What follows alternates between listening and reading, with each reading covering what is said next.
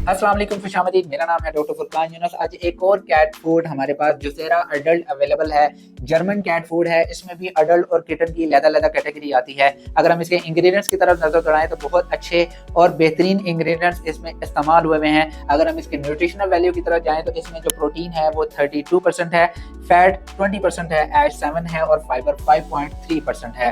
और इस cat food में बहुत अच्छे और बेहतरीन इंग्रेडिएंट्स होने की वजह से इसका जो प्रोटीन और फैट कंटेंट है वो बहुत ही अच्छा है। किबल की बात की जाए तो इसका किबल साइज भी अच्छा है। मोस्टली जो अडल्ट कैट्स हैं वो इसको इजीली खा सकती हैं। इसकी स्मेल बहुत अच्छी है। पैलेटेबिलिटी फर्स्ट अटेम्प्ट के अंदर जो कैट्स हैं वो मोस्टली खा लेती हैं। अगर आप ट्रांजिशनली अपने कैट का फूड चेंज करते हैं तो आपकी पेट को कोई भी डाइजेस्टिबिलिटी का मसला नहीं होगा। इस कैट फूड का किबल अच्छा होने की वजह से इसकी जो च्यूइंग है वो भी बहुत अच्छी है और इस कैट फूड की स्मेल भी इतनी ज़्यादा बुरी नहीं है।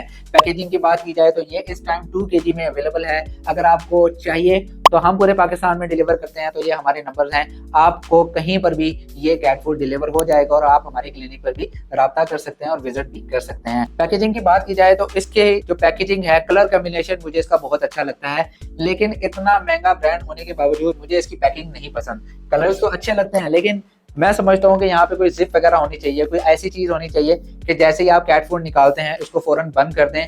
अगर आप ऐसे यहाँ से थोड़ा सा इसको कट करेंगे, आपको या तो शॉपर में या किसी बॉक्स वगैरह के अंदर डाल के रखना पड़ेगा ताकि जो आपका कैट फूड है वो ज़्यादा मॉइस्ट वगैरह ना हो, ताकि उसमें कोई हवा वगैरह ना जाए। इसलिए इसको टाइटली इसको बंद करके रख दें।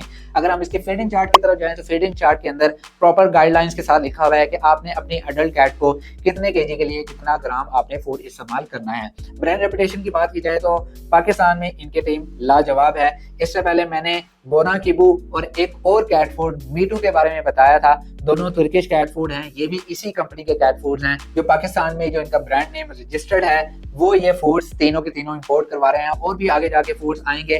मीटू और बोना किबू का अगर आपको रिव्यू चाहिए तो मैं ऊपर लिंक दे देता हूँ, ये देख लीजिएगा। अवेलेबिलिटी की बात की जाए तो बड़े शहरों के अंदर ये फूड अवेलेबल है। थोड़ा सा मुझे महंगा लगता है वो इसलिए इसकी जो रेंज है वो अराउंड 2500 पर केजी के अराउंड आपको ये कॉस्ट करता है। अगर यूजर फीडबैक की बात की जाए तो इस कैट फूड के रिव्यूज बहुत अच्छे हैं, लाजवाब हैं।